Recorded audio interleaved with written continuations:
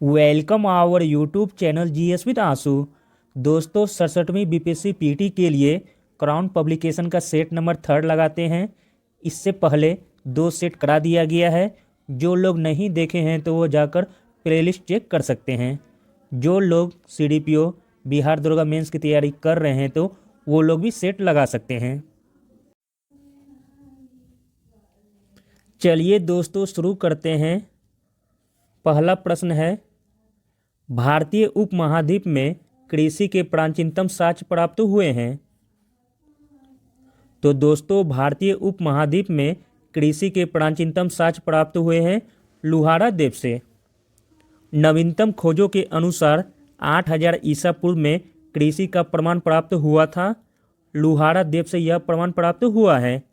यह स्थल संत कबीर नगर जिले में स्थित है, जो कि यूपी में पड़ता है, और यहाँ से चावल का भी साक्ष्य प्राप्त हुआ है।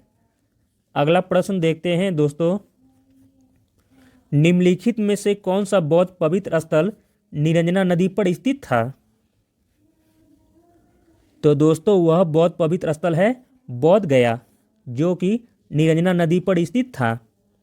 आधुनिक फल्गु नदी को ही दोस्तों निरंजना नदी कहते हैं। अगला प्रश्न देखते हैं दोस्तों, निम्नलिखित युग्मों में से कौन सा सही सुमेलित है। पहला है लोथल प्राचीन नदी क्षेत्र, यह दोस्तों सही दिया गया है। अगला है सारनाथ बुद्ध का प्रथम धर्मोपदेश, यह भी दोस्तों सही दिया गया है। अगला है राजगीर अशोक का सिंह स्तंभ शीर्ष, जो कि गलत दिया गया है। अशोक का सिंह स्तंभ शीर्ष जो कि सारनाथ से प्राप्त हुआ है, न कि राजगीर से। अगला है नालंदा बौद्ध अधिगम का महान पीठ, यह भी दोस्तों सही दिया गया है। 1, 2 और 4 सही है, इसलिए ऑप्शन सी हो जाएगा राइट। अगला प्रश्न देखते हैं दोस्तों, भगवान महावीर का प्रथम शिष्य था। तो दोस्तों भगवान महावीर का प्रथम शिष्य था जमाली, ऑप्शन ए हो जाएगा राइट। महावीर का जन्म दोस्तों 540 ईसा पूर्व में हुआ था। इनकी पत्नी का नाम यशोदा था, जिनसे एक पुत्री का जन्म हुआ था, जिसका नाम प्रियदर्शना था। इनकी शादी जमाली से हुई थी, जो बाद में महावीर का प्रथम शिष्य बना। अगला प्रश्न देखते हैं दोस्तों, महान धार्मिक घटना महामस्तकाभिषेक निम्नलिखित में से किससे संबंधित है और किसके लिए की जाती है। तो दोस्तों यह की जाती है बाहुबली के लिए। महामस्तकाभिषेक 12 वर्ष के अंतराल में किए जाते हैं। यह जैन धर्म का प्रमुख उत्सव है। इसका आयोजन श्रवणबेलगोला में किया जाता है। यहाँ पर भगवान गोमतेश्वर बाहुबली की 18 मीटर ऊंची प्रतिमा स्थापित है। अगला प्रश्न देखते हैं दोस्तों, निम्न में से कौन सा युग्म उपयुक्त जोड़ी है, यानी कि सही जोड़ी का आपको चयन करना है। तो दोस्तों राइट आंसर हो जाएगा ऑप्शन डी, राजा चेतक, जो कि लिच्छवी राज के राजा थे। अगला प्रश्न देखते हैं दोस्तों, पाटलिपुत्र को किस शासक ने सर्वप्रथम अपनी राजधानी बनाया था। तो दोस्तों राइट आंसर हो जाएगा ऑप्शन ई, उपयुक्त में से कोई नहीं। पाटलिपुत्र को सर्वप्रथम उदयाई ने राजधानी बनाया था। अगला प्रश्न देखते हैं दोस्तों, मगध की राजधानी कौन सी थी। तो दोस्तों मगध की राजधानी थी गिरिब्रिज या राजगिरी। अगला प्रश्न देखते हैं, निम्न में से कौन सा क्षेत्र अशोक के साम्राज्य में सम्मिलित नहीं था। तो दोस्तों अशोक के साम्राज्य में सम्मिलित नहीं था, वह क्षेत्र है श्रीलंका। बाकी अफगानिस्तान, बिहार, कलिंग, ये सभी अशोक के साम्राज्य में सम्मिलित थे। अगला प्रश्न देखते हैं दोस्तों, भारत के सांस्कृतिक इतिहास के संदर्भ में इतिवृत्तों, राजवंशीय इतिहासों तथा वीर गाथाओं को कंठस्थ करना निम्नलिखित में से किसका व्यवसाय था। तो दोस्तों यह व्यवसाय था मागध का। भारतीय इतिहास में राजाओं की जीवनी राजवंशी एवं वीर गाथाओं को कंठस्थ करने का कार्य एक व्यवसाय के रूप में मागध एवं सूत का कार्य था। अगला प्रश्न देखते हैं दोस्तों, विक्रम संवत कब से प्रारंभ हुआ? तो दोस्तों विक्रम संवत प्रारंभ हुआ था 57 ईसा पूर्व में।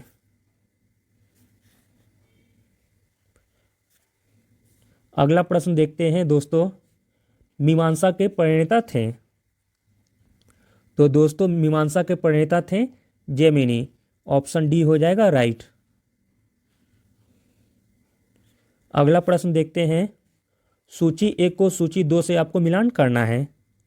एक तरफ दिया गया है दोस्तों स्थान का नाम और एक तरफ दिया गया है स्मारक का नाम।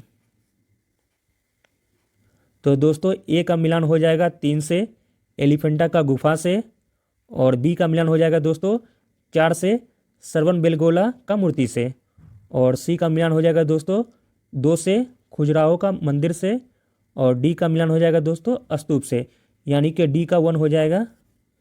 इस प्रकार दोस्तों ऑप्शन बी हो जाएगा राइट। अगला प्रश्न देखते हैं दोस्तों, कदम राजाओं की राजधानी थी? तो दोस्तों कदम राजाओं की राजधानी थी वनवासी। ऑप्शन बी हो जाएगा राइट। अगला प्रश्न देखते हैं, निम्नलिखित में से कौन से मध्यकालीन भारत के प्रसिद्ध विधिवेता थे?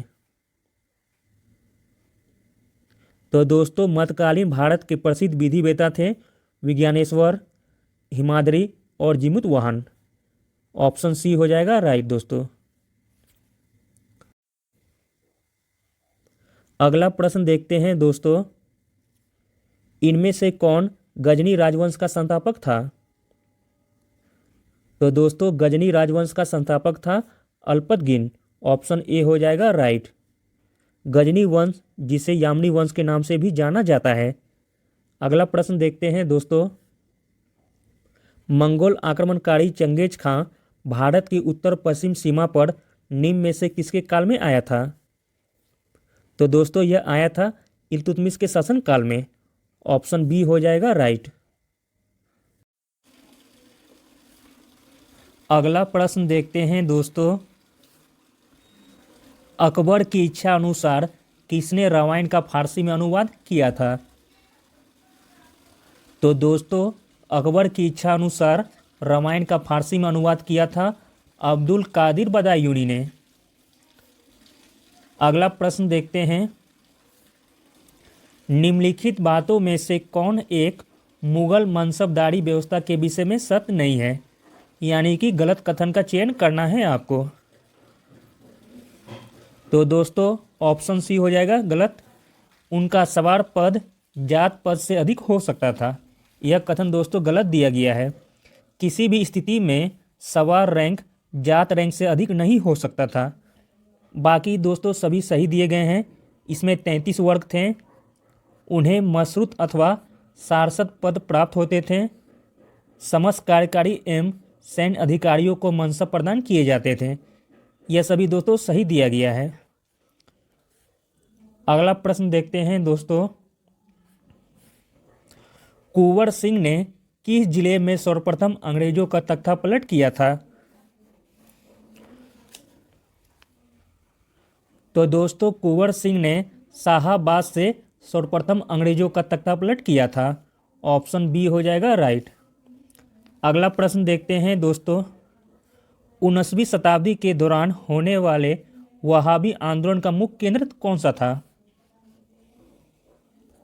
तो दोस्तों वहाबी आंदोलन का मुख्य केंद्र था पटना।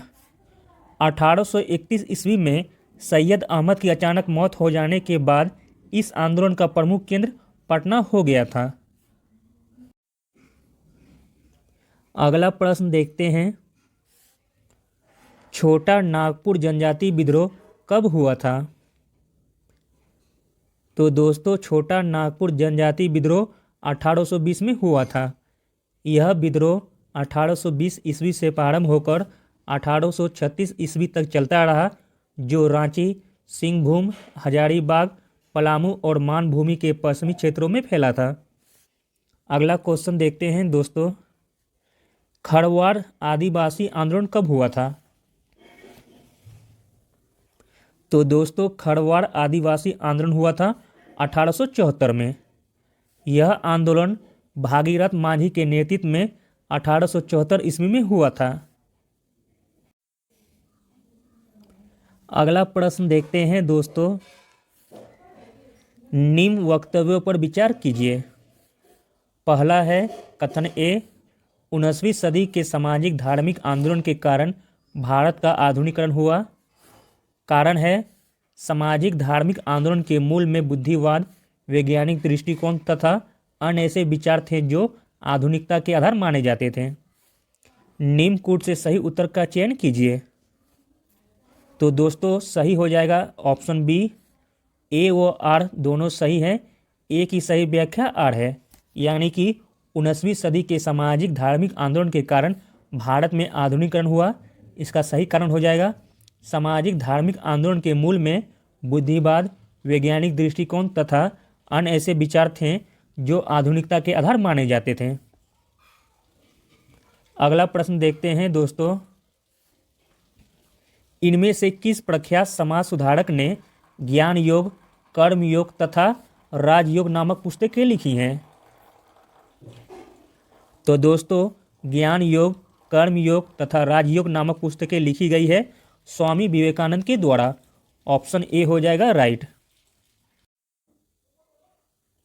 अगला प्रश्न देखते हैं दोस्तों, क्रांतिकारियों के एक गुप्त समाज अभिनव भारत का गठन किसने किया था? तो दोस्तों अभिनव भारत का गठन किया था वीडी सावरकर ने। विनायक दामोदर सावरकर और गणेश सावरकर ने 1899 में महाराष्ट्र के नासिक में एक गुप्त क्रांतिकारी संगठन मित्र मेला का गठन किया था और 1904 ईस्वी में विनायक सावरकर ने इसका नाम बदलकर अभिनव भारत रख दिया था। अगला प्रश्न देखते हैं दोस्तों, मुजफ्फर अहमद, ऐसे डांगे, शौकत उस्मानी तथा नलिनी गुप्ता किस षड्यंत्र के लिए कैद किए गए थे? तो दोस्तों उस षड्यंत्र का नाम है कानपुर वेलवेसिक षड्यंत्र कांड, जो कि 1924 में हुआ था, जिसके तहत मुजफ्फर अहमद, ऐसे डांगे, शौकत उस्मानी तथा नलिनी गुप्ता को कैद किया गया था। अगला प्रश्न देखते हैं दोस्तों, वह कौन थे जिन्होंने इंडिपेंडेंस लीग की स्थापना की थी? तो दोस्तों इंडिपेंडेंस लीग की स्थापना की गई थी रासबिहारी बोस के द्वारा। अगला प्रश्न देखते हैं दोस्तों, गांधी के नाम के पहले महात्मा जोड़ा गया था? तो दोस्तों गांधी के नाम के पहले महात्मा जोड़ा गया था चंपारण सत्याग्रह के दौरान। गांधी जी ने चंपारण सत्याग्रह का सफल नेतृत्व किया था। इसी कारण रविन्द्रनाथ टैगोर ने पहली बार उनके नाम के पहले महात्मा जोड़ा था। अगला प्रश्न देखते हैं दोस्तों, चंपारण आंदोलन से कौन संबंधित नहीं था? तो दोस्तों चंपारण आंदोलन से संबंधित नहीं था जयप्रकाश नारायण, जबकि डॉक्टर राजेंद्र प्रसाद, जे.बी. कृपलानी, अनुग्रह नारायण सिन्हा, यह तीनों चंपारण आंदोलन से संबंधित थे। अगला प्रश्न देखते हैं दोस्तों, सेंट्रल लेजिस्लेटिव असेंबली का प्रथम भारतीय अध्यक्ष कौन था?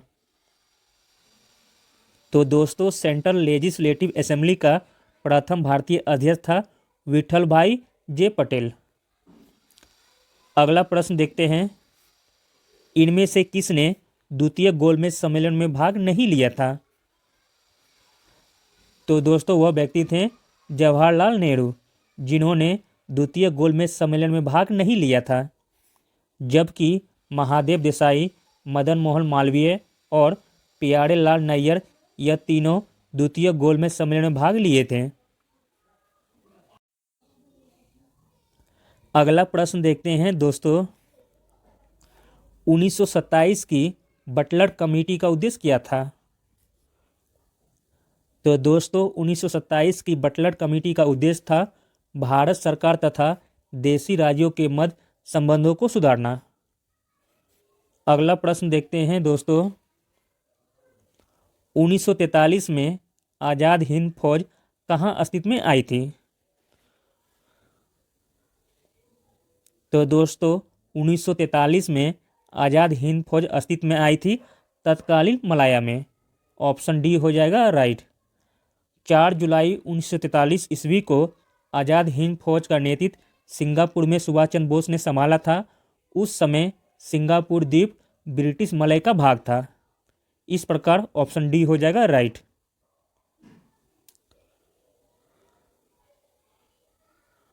अगला प्रश्न देखते हैं दोस्तों, निम्न में से किसके अंतर्गत भारत में सर्वप्रथम सर्वोच्च न्यायालय की स्थापना हुई थी?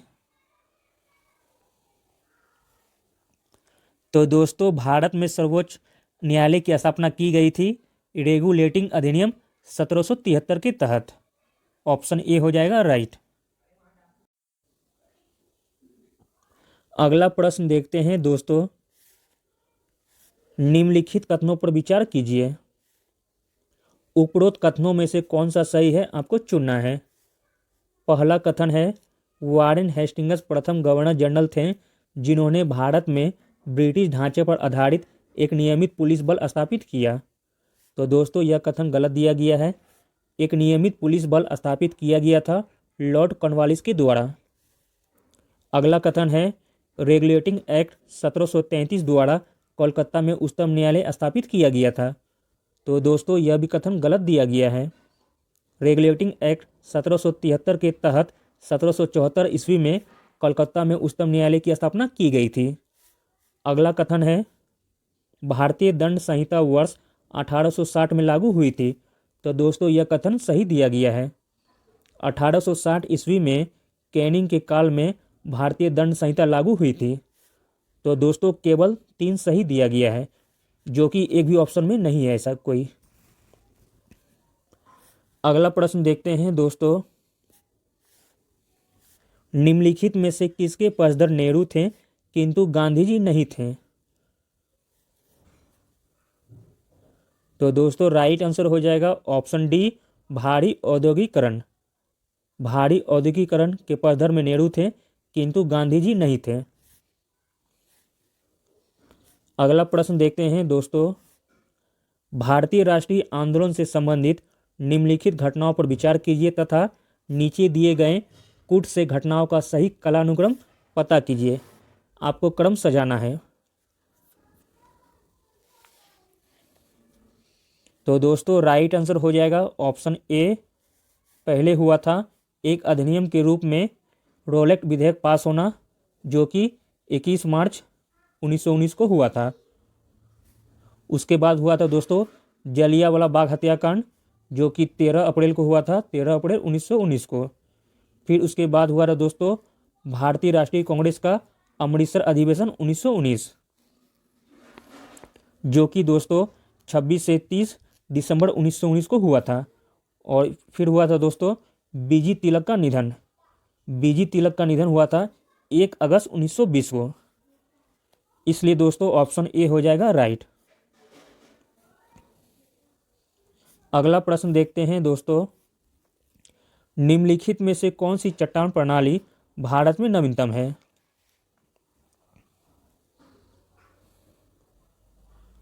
तो दोस्तों राइट आंसर हो जाएगा ऑप्शन डी गोंडवाना, जो कि भारत में नवीनतम चट्टान प्रणाली है। अगला प्रश्न देखते हैं दोस्तों, क्षेत्रफल के अनुसार निम्नलिखित राज्यों का सही अवरोही क्रम क्या है?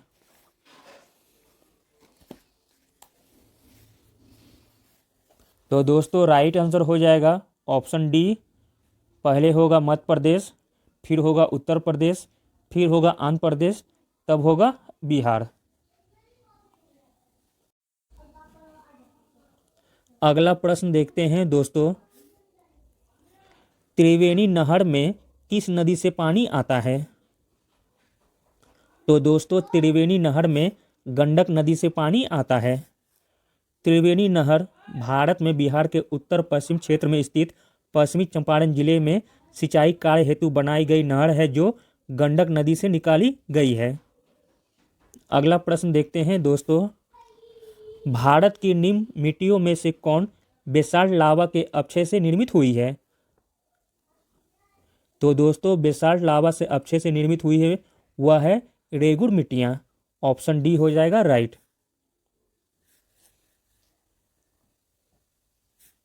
अगला प्रश्न देखते हैं, भारत में निम्नलिखित में से कौन सा राज्य देश का 70% से अधिक कॉफी अकेले पैदा करता है? तो दोस्तों वह राज्य है कर्नाटक, जो कि देश का 70% से अधिक कॉफी उत्पादन करता है। अगला प्रश्न देखते हैं दोस्तों, निम्न में से कौन एक भारत की सबसे पुरानी तेल शोधन इकाई है?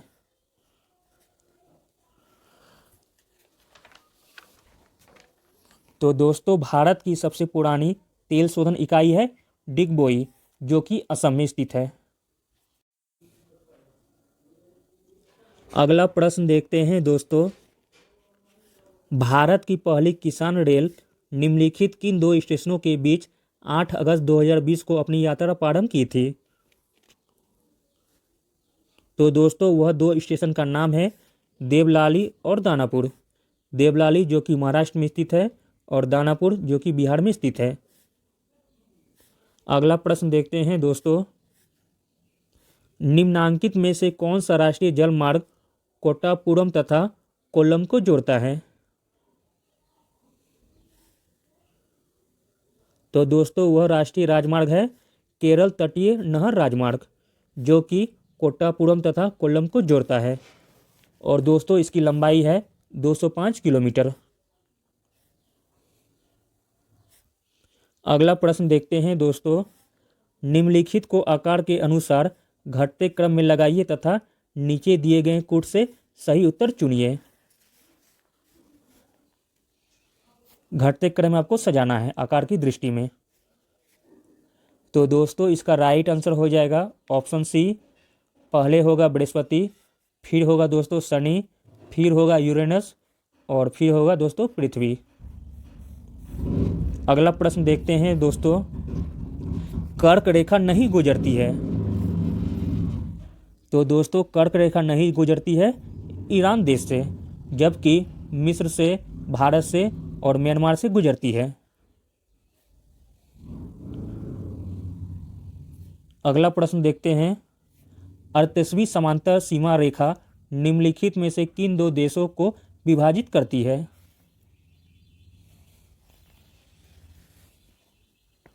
तो दोस्तों 38वीं समांतर सीमा रेखा विभाजित करती है उत्तर कोरिया और दक्षिण कोरिया को। ऑप्शन डी हो जाएगा राइट। अगला प्रश्न देखते हैं, निम्नलिखित में से कौन सी एशिया से संबंधित नहीं है? तो दोस्तों एशिया से जो संबंधित नहीं है वो है नाइजर। नाइजर नदी का संबंध दोस्तों अफ्रीका महाद्वीप से है। अगला प्रश्न देखते हैं दोस्तों, निम्नलिखित कथनों पर विचार कीजिए। उपयुक्त कथनों में से कौन सा सही है आपको बताना है। पहला है दोस्तों, विश्व की सर्वाधिक प्रवाल भित्तियां उष्णकटिबंधीय सागरीय जलों में मिलती है।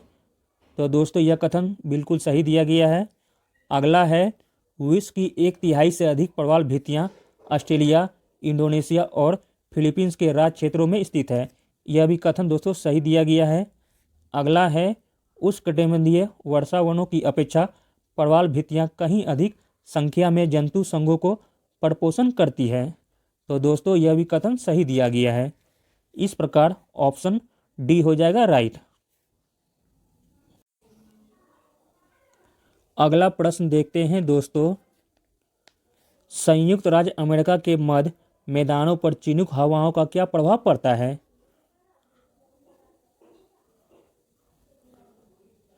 तो दोस्तों संयुक्त राज्य अमेरिका के मध्य मैदानों पर चिनूक हवाओं का प्रभाव पड़ता है, जाड़े का तापमान बढ़ जाता है। ऑप्शन ए हो जाएगा राइट। अगला प्रश्न देखते हैं, तुंगिया कृषि कहाँ की जाती है? तो दोस्तों तुंगिया कृषि म्यांमार में की जाती है। ऑप्शन ए हो जाएगा सही। दोस्तों आगे 10 क्वेश्चन मैथ का दिया गया है। मैं सभी का आंसर बता देता हूँ। जिनको भी बनाना हो तो वह वीडियो पॉज करके बना सकते हैं या टेलीग्राम से PDF डाउनलोड करके भी बना सकते हैं। तो दोस्तों 54 का आंसर हो जाएगा ऑप्शन ए 7 सेंटीमीटर।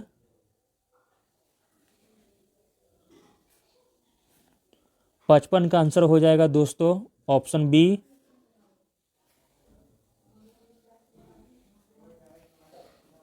56 का आंसर हो जाएगा दोस्तों ऑप्शन डी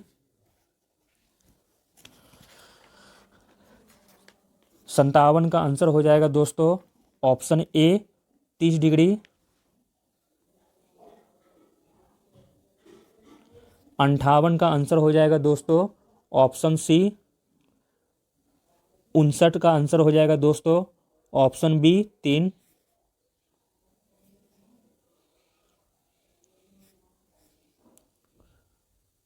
60 का आंसर हो जाएगा दोस्तों ऑप्शन सी। 61 का आंसर हो जाएगा दोस्तों ऑप्शन डी।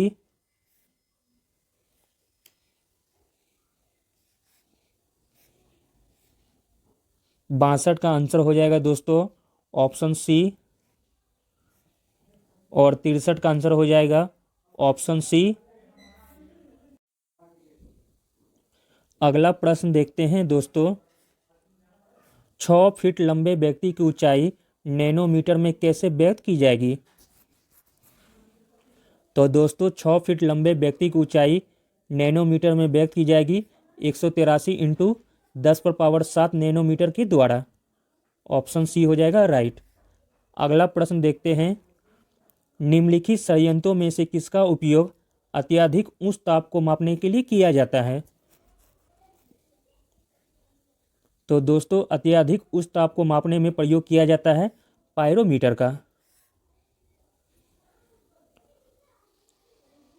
अगला प्रश्न देखते हैं दोस्तों। एक व्यक्ति एक संवेदनशील तराजू पर खड़ा है। यदि वह गहरी सांस अंदर लेता है तो तराजू की रीडिंग क्या होगा? तो दोस्तों तराजू की रीडिंग घटेगी। ऑप्शन बी हो जाएगा राइट।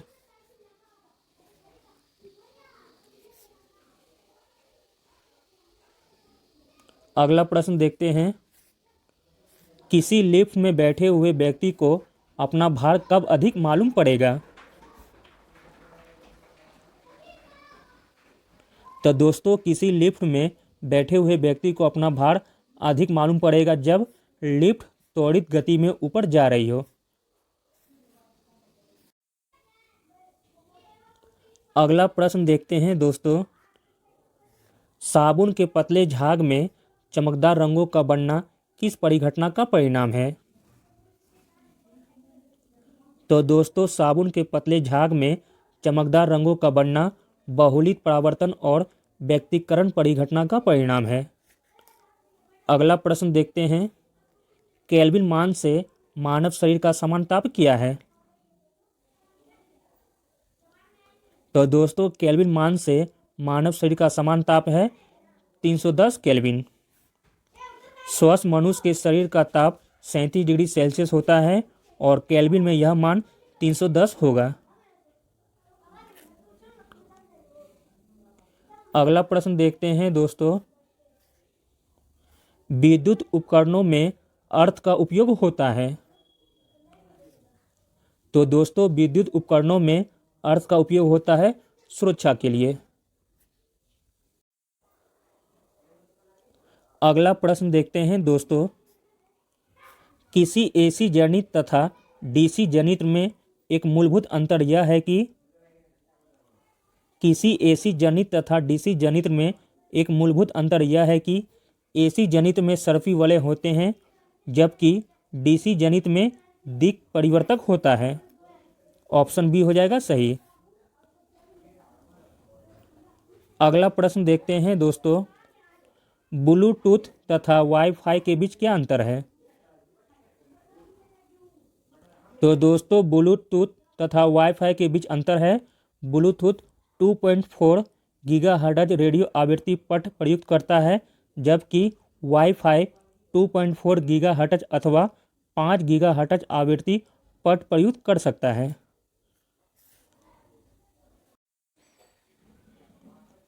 अगला प्रश्न देखते हैं दोस्तों, विश्व की विशालतम दूरबीन कौन सी है? तो दोस्तों विश्व की विशालतम दूरबीन है तियानयान। वर्तमान में विश्व की विशालतम दूरबीन चाइना के पास है, जिसे तियानयान नाम दिया गया है। इसका निर्माण एलियन की खोज एवं पहचान के लिए किया गया था। तियानयान का अर्थ है स्वर्ग की आंख। अगला प्रश्न देखते हैं दोस्तों, आणविक संरचना के बारे में निम्नलिखित में से कौन सा कथन सही है?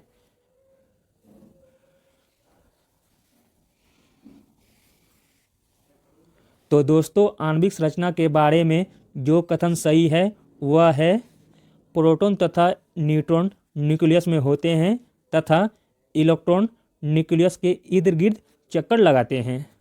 ऑप्शन सी हो जाएगा सही।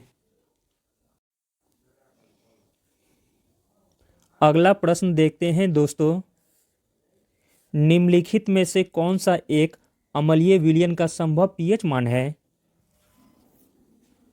तो दोस्तों अम्लीय विलयन का संभव पीएच मान है 6। पीएच मान की खोज दोस्तों सोरेनसन ने की थी। यह 0 से 14 के बीच मानों में व्यक्त किया जाता है। पीएच 0 से 7 तक के विलयन को अम्लीय तथा 7 से लेकर 14 तक क्षारीय कहा जाता है और पीएच 7 को उदासीन विलयन कहा जाता है। अगला प्रश्न देखते हैं दोस्तों, मिश्र धातु में किस पदार्थ के संयोग से निष्कलंक इस्पात यानी कि स्टेनलेस स्टील अचुंबकीय हो जाता है? तो दोस्तों वह पदार्थ का नाम है निकेल। निकेल के संयोग से स्टेनलेस स्टील अचुंबकीय हो जाता है। अगला प्रश्न देखते हैं, ट्यूबलाइट में निम्न दाब पर कौन सी गैस भरी जाती है? तो दोस्तों ट्यूबलाइट में निम्न दाब पर नियोन और पारावास भरी जाती है। ऑप्शन बी हो जाएगा सही। अगला प्रश्न देखते हैं, स्वर्णकारों द्वारा प्रयोग में आने वाला एक्वा रिजवा निम्नलिखित को मिलाकर बनाया जाता है। तो दोस्तों एक्वा रिजवा बनाया जाता है नाइट्रिक अम्ल तथा हाइड्रोक्लोरिक अम्ल के द्वारा।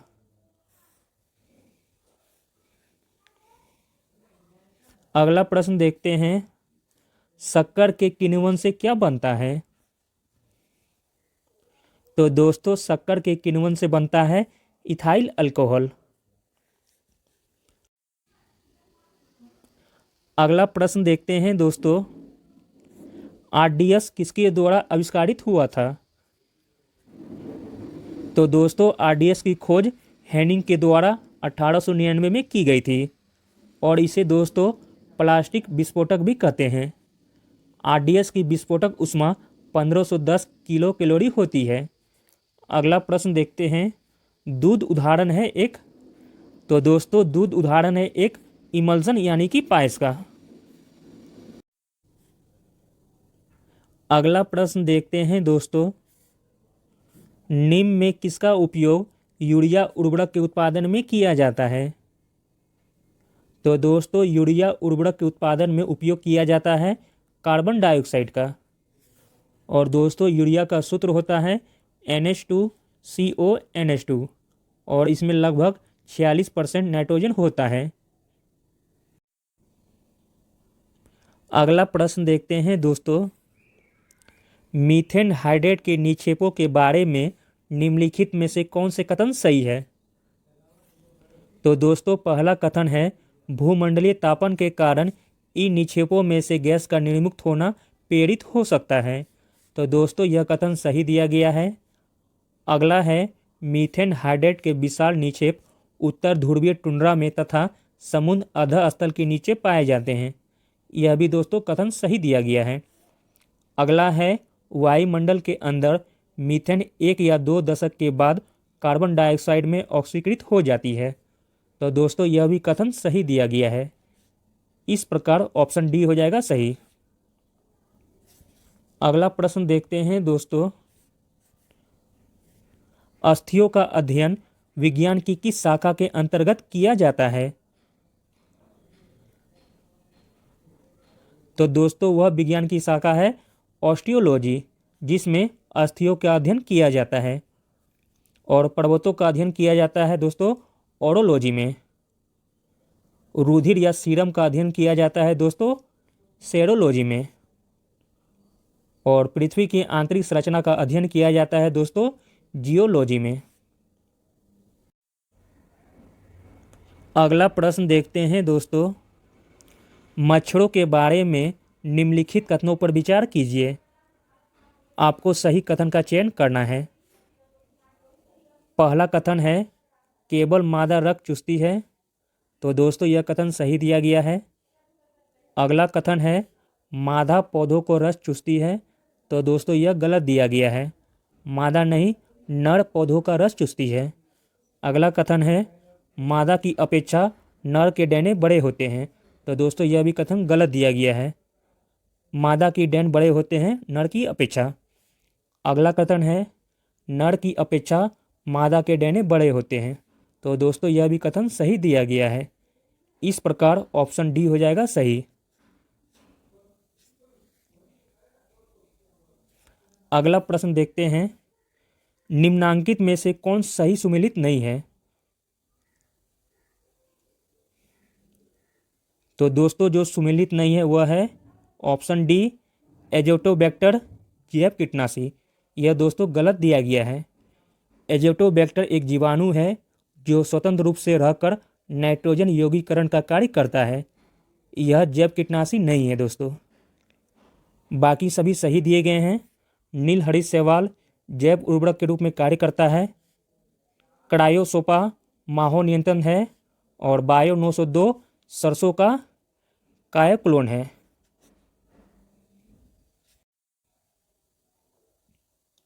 अगला प्रश्न देखते हैं दोस्तों, एक मनुष्य दुर्घटनाग्रस्त हो जाता है और उसे रक्तदान की आवश्यकता होती है, किंतु उसे रक्त समूह का परीक्षण करने का समय नहीं है। निम्नलिखित में से कौन सा रक्त समूह उसे दिया जा सकता है? तो दोस्तों वह रक्त समूह है O-। पॉजिटिव ग्रुप वाले को नेगेटिव ग्रुप का रक्त दिया जा सकता है, इसलिए सर्वदाता ग्रुप O का रक्त किसी भी रक्त समूह के लोगों को दिया जा सकता है। अगला प्रश्न देखते हैं, जीवधारियों को कम से कम 27 तत्वों की आवश्यकता होती है, जिनमें से 15 धातुएं हैं। इनमें जो प्रभुत मात्रा में आवश्यक होती है वे कौन सी है? तो दोस्तों वे हैं पोटेशियम, सोडियम, मैग्नीशियम और कैल्शियम। जीवधारियों को कम से कम 27 तत्वों की आवश्यकता होती है, जिनमें प्रभुत मात्रा में potassium, sodium, magnesium, calcium, phosphorus, गंधक और क्लोरीन की आवश्यकता होती है। अगला प्रश्न देखते हैं, बासमती चावल के दाने पकाने पर लंबे हो जाते हैं क्योंकि उसमें बाहुल है। तो दोस्तों उसमें बाहुल है एमाइलेज का। ऑप्शन बी हो जाएगा राइट। बासमती चावल भारत का प्रसिद्ध चावल है। इसमें न सिर्फ फाइबर मौजूद होता है बल्कि इसमें विटामिन, कैल्शियम, आयरन, थायमिन और मिनरल जैसे पोषक तत्व पाए जाते हैं। बासमती चावल पकाने के बाद लंबे हो जाते हैं क्योंकि उसमें इमाइलेज स्टार्च होते हैं। अगला प्रश्न देखते हैं दोस्तों, जब चींटियां काटती हैं तो वे अंतःक्षेपित करती है। तो दोस्तों जब चींटियां काटती हैं तो वह अंतःक्षेपित करती है फॉर्मिक अम्ल का। अगला प्रश्न देखते हैं दोस्तों, फेनिल कीटोन में उपापचय की जन्मजात मूल का एक उदाहरण है। इस मूल से निर्देश है। तो दोस्तों इस मूल से निर्देश है एंजाइम की वंशागत अभाव का। फेनिल कीटोन में उपापचय की जन्मजात मूल का एक उदाहरण है। यह विशेष एंजाइम की वंशानुगत अभाव के कारण होता है। अगला प्रश्न देखते हैं दोस्तों, ब्लू बेबी नामक प्रदूषण कारित बीमारी पीने वाले जल में निम्न में से किसके अधिक विद्वान होने के कारण होती है? तो दोस्तों ब्लू बेबी सिंड्रोम नाइट्रेट की अधिकता के कारण होता है। अगला प्रश्न देखते हैं दोस्तों, जैव आवर्धन से क्या तात्पर्य है? तो दोस्तों जैव आवर्धन से तात्पर्य है उत्तरोत्तर पोषण स्तर के जीवों में पीड़कनाशियों की मात्रा का बढ़ना। ऑप्शन बी हो जाएगा राइट। अगला प्रश्न देखते हैं, संविधान निर्माती परिषद की झंडा समिति के अध्यक्ष कौन थे? तो दोस्तों संविधान निर्माती परिषद की झंडा समिति के अध्यक्ष थे डॉक्टर राजेंद्र प्रसाद। संविधान निर्माती परिषद द्वारा 23 जून 1947 को झंडा समिति का गठन किया गया था, जिसके अध्यक्ष डॉक्टर राजेंद्र प्रसाद थे और इसके अन्य सदस्य थे अबुल कलाम आज़ाद, सरोजिनी नायडू, श्री राजगोपालाचारी, के.एम. मुंशी और डॉक्टर भीमराव अंबेडकर थे। अगला प्रश्न देखते हैं, हमारे संविधान के किस भाग में 3 सोपानों में पंचायतें बनाने की परिकल्पना की गई है? तो दोस्तों वह भाग है भाग 9। अगला प्रश्न देखते हैं दोस्तों, निम्नलिखित में से कौन एक भारतीय संविधान के उद्देश्यों को प्रतिबंधित करता है? तो दोस्तों भारतीय संविधान के उद्देश्यों को प्रतिबिंबित करता है संविधान की प्रस्तावना। ऑप्शन बी हो जाएगा राइट। अगला प्रश्न देखते हैं दोस्तों, भारत एक गणतंत्र है, इसका अर्थ क्या है? तो दोस्तों इसका अर्थ है भारत में वंशानुगत शासन नहीं है। अगला प्रश्न देखते हैं दोस्तों, भारत शासन द्वारा राजकीय चिन्ह कब से अंगीकृत किया गया था? तो दोस्तों राजकीय चिन्ह को अंगीकृत किया गया था 26 जनवरी 1950 को। नेक्स्ट क्वेश्चन देखते हैं, भारतीय संविधान के कौन से अनुच्छेद नागरिकता से संबंधित हैं?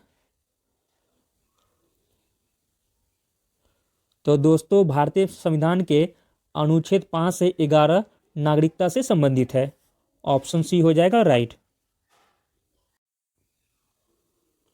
अगला प्रश्न देखते हैं दोस्तों, भारतीय संविधान में संशोधन करके शिक्षा का अधिकार कब जोड़ा गया? दोस्तों इसे जोड़ा गया था 1 अप्रैल 2010 को।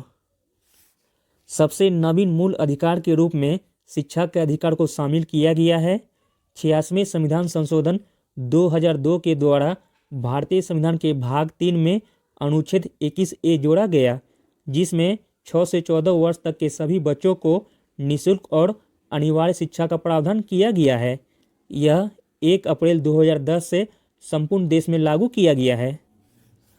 अगला प्रश्न देखते हैं, निम्नलिखित में से कौन सा भारत के राष्ट्रपति के निर्वाचन का तो भाग है परंतु उसके महाभियोग का अधिकरण का भाग नहीं है? तो दोस्तों वह है राज्यों की विधानसभाएं। राज्यों की विधानसभाएं भारत के राष्ट्रपति के निर्वाचन का तो भाग है परंतु उसके महाभियोग का अधिकरण का भाग नहीं है। अगला प्रश्न देखते हैं, भारत के संविधान के किस अनुच्छेद के अधीन भारत के राष्ट्रपति को अध्यादेश जारी करने की शक्ति प्राप्त है?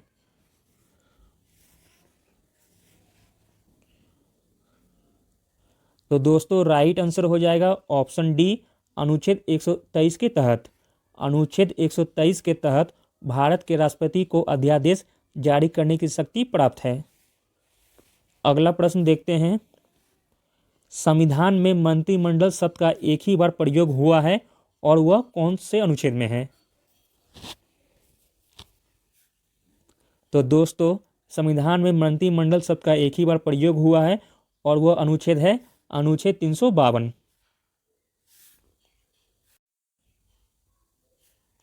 अगला प्रश्न देखते हैं दोस्तों, एक एमपी की सीट को रिक्त घोषित किया जा सकता है यदि वह सदन से लगातार डैश की अवधि के लिए अनुपस्थित रहता है। तो दोस्तों एक एमपी की सीट को रिक्त घोषित किया जा सकता है यदि वह सदन से लगातार 2 माह यानी कि 60 दिन की अवधि के लिए अनुपस्थित रहता है। ऑप्शन बी हो जाएगा सही। अगला प्रश्न देखते हैं, राज्यसभा का सर्वप्रथम गठन किस वर्ष में हुआ था? तो दोस्तों राज्यसभा का सर्वप्रथम गठन 1952 में हुआ था। राज्यसभा का सर्वप्रथम गठन 3 अप्रैल 1952 को हुआ था। इसकी पहली बैठक 13 मई 1952 को हुई थी। अगला प्रश्न देखते हैं दोस्तों, भारतीय संसद की लोक लेखा समिति के अध्यक्ष को कौन मनोनीत करता है? तो दोस्तों इसे मनोनीत करता है लोकसभा का अध्यक्ष। ऑप्शन ए हो जाएगा सही। अगला प्रश्न देखते हैं,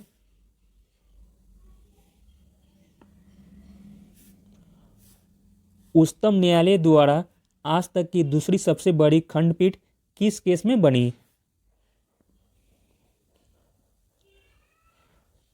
उच्चतम न्यायालय द्वारा आज तक की सबसे बड़ी खंडपीठ गोलकनाथ केस में बनी है। ऑप्शन ए हो जाएगा राइट।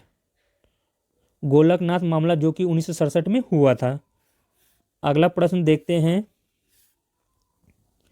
राज्यों में विधान परिषद के सृजन हेतु संविधान के किस अनुच्छेद में वर्णित प्रक्रिया को अपनाया जाता है?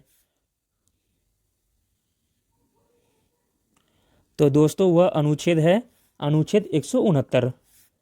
भारतीय संविधान के अनुच्छेद 169 के अंतर्गत विधान परिषद की स्थापना या समाप्ति की व्यवस्था की गई है। अगला प्रश्न देखते हैं दोस्तों, निम्न में से कौन सा कर अप्रत्यक्ष कर है? आंसर हो जाएगा ऑप्शन डी बिक्री कर, जो कि अप्रत्यक्ष कर का उदाहरण है। जबकि आयकर, संपत्ति कर, निगम कर यह तीनों प्रत्यक्ष कर के उदाहरण हैं। अगला क्वेश्चन देखते हैं, निम्नलिखित में से कौन सी रिपोर्ट विश्व आर्थिक मंच द्वारा प्रकाशित नहीं की गई है? तो दोस्तों वह रिपोर्ट है मानव विकास सूचकांक, जो कि विश्व आर्थिक मंच के द्वारा प्रकाशित नहीं की गई है। मानव विकास सूचकांक संयुक्त राष्ट्र विकास कार्यक्रम यानी कि यूएनडीपी द्वारा जारी किया जाता है। अगला प्रश्न देखते हैं, निम्न में से कौन सी संस्था विश्व बैंक समुदाय का अंग नहीं है? तो आंसर हो जाएगा दोस्तों ऑप्शन बी WTO, जो कि विश्व बैंक समुदाय का अंग नहीं है। जबकि IBRD, IDA, IFC यह तीनों विश्व बैंक समुदाय के अंग हैं। अगला प्रश्न देखते हैं दोस्तों, भारत में GI टैग कौन जारी करता है? तो दोस्तों भारत में GI टैग जारी करता है भौगोलिक संकेत रजिस्ट्री। अगला प्रश्न देखते हैं, निम्नलिखित में से किस संवैधानिक संशोधन ने राष्ट्रपति को भारत के किसी विशेष हिस्से पर राष्ट्रीय आपातकाल लगाने के लिए अधिकार दिया है? तो दोस्तों वह संशोधन है 42वां संवैधानिक संशोधन, जिसके तहत राष्ट्रपति को भारत के किसी विशेष हिस्से पर राष्ट्रीय आपातकाल लगाने के लिए अधिकार दिए गए हैं। अगला प्रश्न देखते हैं दोस्तों, किस राज्य सरकार ने किसानों की आय को दोगुना करने हेतु एक विशेष कार्यक्रम शुरू करने की घोषणा की है? तो दोस्तों वह राज्य है उत्तर प्रदेश, जिसने किसानों की आय को दोगुना करने हेतु एक विशेष कार्यक्रम शुरू करने की घोषणा की है। अगला प्रश्न देखते हैं, किस राज्य सरकार ने हाल ही में महात्मा गांधी राष्ट्रीय ग्रामीण रोजगार गारंटी अधिनियम के तहत कार्य दिवसों की संख्या को मौजूदा 100 दिनों से बढ़ाकर 150 दिन करने की घोषणा की है? तो दोस्तों वह राज्य है उत्तराखंड राज्य सरकार। अगला प्रश्न देखते हैं दोस्तों, विश्व रेडियो दिवस निम्न में से किस दिन मनाया जाता है? तो दोस्तों विश्व रेडियो दिवस 13 फरवरी को मनाया जाता है। अगला प्रश्न देखते हैं। T20 इंटरनेशनल क्रिकेट में युवराज सिंह के बाद लगातार 6 गेंद पर 6 छक्का मारने वाला विश्व का दूसरा खिलाड़ी निम्न में से कौन बन गया है? तो दोस्तों वह खिलाड़ी का नाम है किरण पोलार्ड, जिसने युवराज सिंह के बाद लगातार 6 गेंद पर 6 छक्का मारने वाला विश्व का दूसरा खिलाड़ी बन गया है। अगला प्रश्न देखते हैं दोस्तों। भारत के किस अंतर्राष्ट्रीय महिला तलवारबाज ने टोक्यो ओलंपिक के लिए क्वालिफाई किया था? तो दोस्तों वह महिला तलवारबाज का नाम है भवानी देवी, जिसने टोक्यो ओलंपिक के लिए क्वालिफाई किया था। अगला प्रश्न देखते हैं दोस्तों। हाल ही में किस मशहूर मराठी लेखक को सरस्वती सम्मान 2020 मिला है? तो दोस्तों सरस्वती सम्मान 2020 मिला है शरण कुमार लिम्बाले जी को। ऑप्शन ए हो जाएगा सही। मराठी उपन्यास सनातन को वर्ष 2020 के लिए 30वें सरस्वती सम्मान के लिए चुना गया है। भारतीय भाषाओं के किसी एक लेखक को 15 लाख रुपए का यह सम्मान के बिरला फाउंडेशन हर साल देता है। अगला प्रश्न देखते हैं। हाल ही में बिहार के मुख्यमंत्री नीतीश कुमार ने इंजीनियरिंग और मेडिकल कॉलेज के लड़कियों के लिए कितने प्रतिशत आरक्षण की घोषणा की है? आंसर हो जाएगा दोस्तों ऑप्शन सी 33%। अगला प्रश्न देखते हैं। नीति आयोग की ओर से जारी ताज़ा रिपोर्ट के मुताबिक लैंगिक समानता में कौन सा प्रदेश देश के अंतिम स्थान पर रहा है? तो दोस्तों वह प्रदेश का नाम है बिहार, जो कि लैंगिक समानता में देश में अंतिम स्थान पर रहा है। अगला प्रश्न देखते हैं दोस्तों। स्मार्ट सिटी अवार्ड 2020 की 100 शहरों की लिस्ट में निम्न में से किन शहरों को प्रथम स्थान प्राप्त हुआ है? तो दोस्तों वह शहर का नाम है इंदौर एवं सूरत। ऑप्शन डी हो जाएगा सही। अगला प्रश्न देखते हैं। किस देश ने हाल ही में इकोसाइड को अपराध बनाने वाला बिल को मंजूरी दी है? तो दोस्तों इकोसाइड को अपराध बनाने वाले बिल को मंजूरी दी है फ्रांस की सरकार ने। अगला प्रश्न देखते हैं दोस्तों। तमिलनाडु के नए मुख्यमंत्री के रूप में निम्न में से किसने शपथ ली है? तो दोस्तों उनका नाम है एम.के. स्टालिन, जिसने तमिलनाडु के नए मुख्यमंत्री के रूप में शपथ ली है।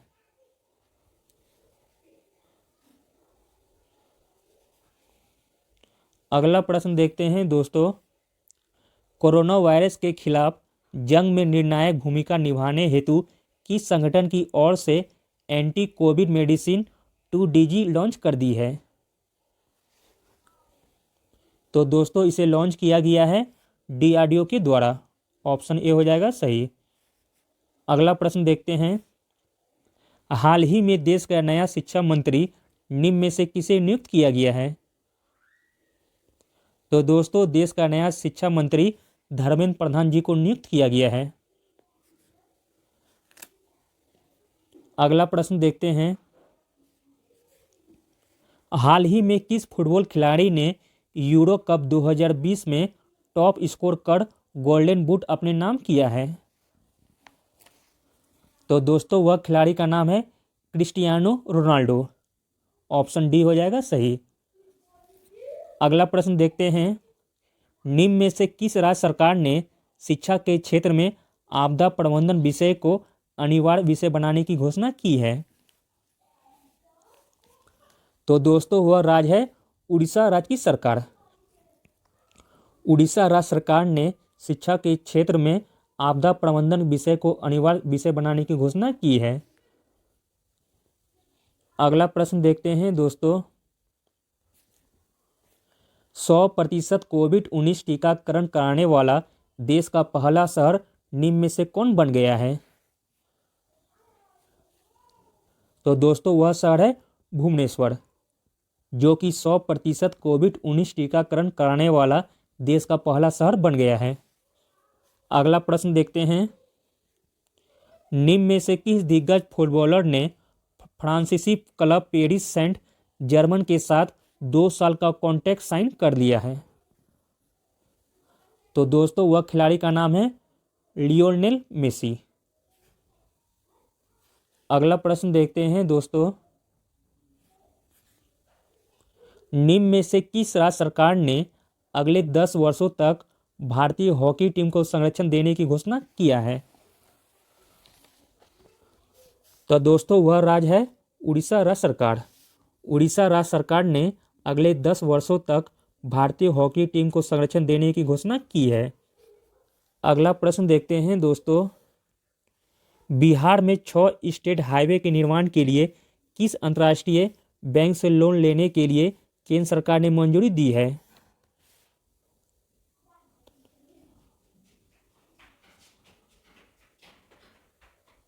तो दोस्तों वह अंतर्राष्ट्रीय बैंक है एडीबी। ऑप्शन सी हो जाएगा राइट।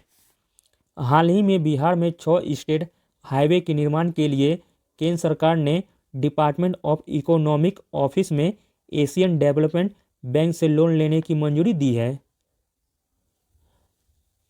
अगला प्रश्न देखते हैं दोस्तों, the test of my life पुस्तक के लेखक कौन है? तो दोस्तों the test of my life पुस्तक के लेखक हैं युवराज सिंह। अगला प्रश्न देखते हैं, निम्न में से किस आईआईटी संस्थान ने भारत का पहला स्वदेशी मोटर चालित व्हील चेयर वाहन विकसित किया है?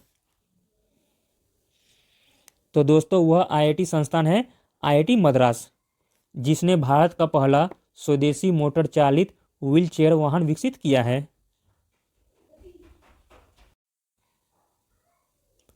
अगला प्रश्न देखते हैं दोस्तों, भारत टोक्यो ओलंपिक में पदक तालिका में कौन से स्थान पर रहा है? भारत टोक्यो ओलंपिक में पदक तालिका में दोस्तों 48वें स्थान पर रहा है। भारत टोक्यो ओलंपिक में 1 स्वर्ण 2 रजत तथा 4 कांस्य पदक सहित कुल 7 पदक जीतकर 48वें स्थान पर रहा है।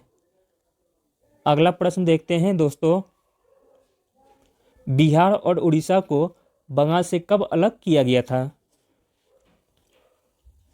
तो दोस्तों बिहार और उड़ीसा को बंगाल से 1912 में अलग किया गया था। अगला प्रश्न देखते हैं दोस्तों, बिहार में पहले कृषि विश्वविद्यालय की स्थापना कहाँ हुई थी?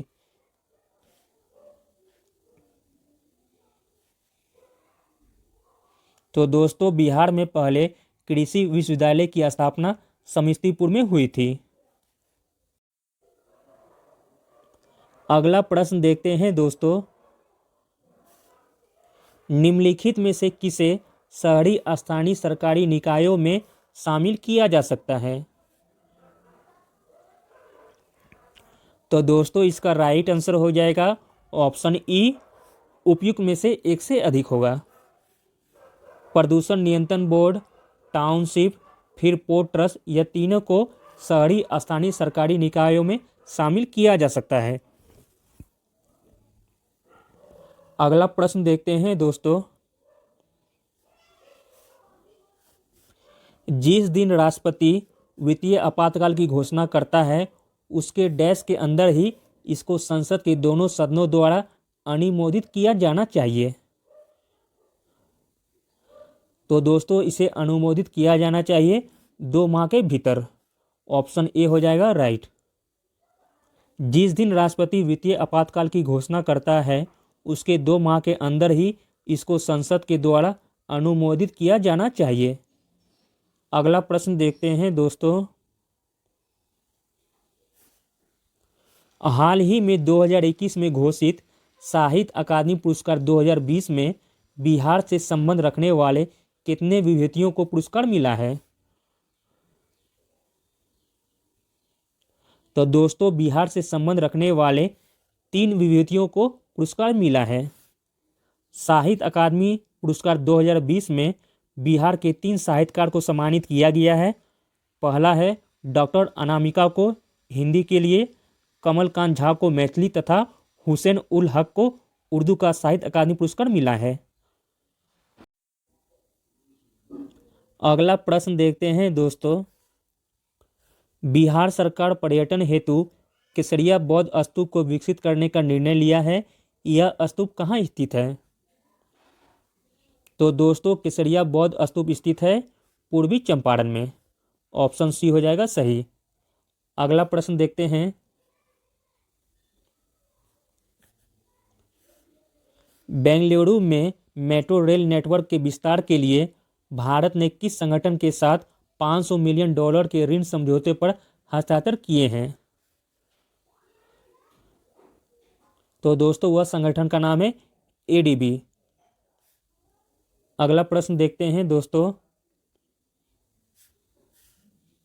राष्ट्रीय उपभोक्ता अधिकार दिवस निम्न में से किस दिन मनाया जाता है? तो दोस्तों राष्ट्रीय उपभोक्ता अधिकार दिवस 24 दिसंबर को मनाया जाता है। अगला प्रश्न देखते हैं दोस्तों, वर्ष 2020-21 में बिहार सरकार ने संचित निधि से सर्वाधिक व्यय निम्न में से किस पर हुई है? तो दोस्तों बिहार सरकार की संचित निधि से सर्वाधिक व्यय सामाजिक सेवा पर हुई है। ऑप्शन बी हो जाएगा सही। अगला प्रश्न देखते हैं दोस्तों, बिहार में सर्वाधिक शाखा किस बैंक की है? तो दोस्तों बिहार में सर्वाधिक भारतीय स्टेट बैंक की शाखा है। ऑप्शन डी हो जाएगा सही। अगला प्रश्न देखते हैं, नवंबर 2020 में पिछले नवंबर 2019 की तुलना में बिहार में उपभोक्ता मूल्य सूचकांक में कितने प्रतिशत की वृद्धि देखी जा सकती है? तो दोस्तों यह वृद्धि देखी जा सकती है 9.80%। अगला प्रश्न देखते हैं दोस्तों, सड़क दुर्घटना के मामले में बिहार का देश में कौन सा स्थान है? तो दोस्तों सड़क दुर्घटना के मामले में बिहार का देश में 15वां स्थान है। अगला प्रश्न देखते हैं, गंगा के दक्षिणी मैदान में निम्नलिखित में से कौन सी नदी प्रवाहित नहीं होती है? तो दोस्तों वह नदी का नाम है बागमती, जो कि गंगा के दक्षिणी मैदान में प्रवाहित नहीं होती है। अगला प्रश्न देखते हैं, कोसी नदी बिहार के किस स्थान से प्रवेश करती है? तो दोस्तों कोसी नदी बिहार के भीमनगर से प्रवेश करती है। कोसी नदी अपना मार्ग बदलने के लिए कुख्यात है। इस नदी में प्रति वर्ष आने वाली भीषण बाढ़ के कारण इसे बिहार का शोक कहा जाता है। इसका उद्गम गोसाई थान चोटी नेपाल में है। यह भीमनगर जो कि सुपौल में पड़ता है बिहार की सीमा में प्रवेश करती है। नेक्स्ट और लास्ट क्वेश्चन देखते हैं दोस्तों, स्वतंत्रता प्राप्ति के समय बिहार का राज्यपाल निम्न में से कौन थे?